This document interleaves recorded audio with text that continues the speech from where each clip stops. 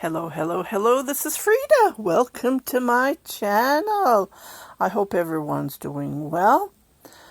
Lately I've been, his socks are getting holes. I don't know what's going on, but maybe the detergent, I don't know, because he wears them for years. Anyway, so I'm not going to go out and spend over $40, because they're 40 plus for wool knit socks, not hand knit. It's just store bought when you go and hunt for them.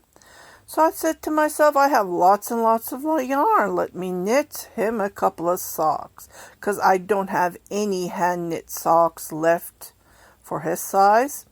So that's what I started, and this is a new technique that I've been doing, Turkish cast on, starting from the toe up, and I'm going to control the yarn.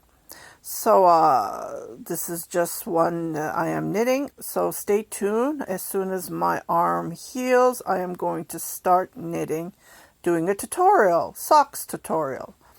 And so far my arm is getting better. It's been 6 weeks, so stay tuned for that tutorial. If you haven't subscribed to my channel, please do subscribe, share it with your family and friends, and don't forget to hit that notification button. Have a great day. Bye-bye.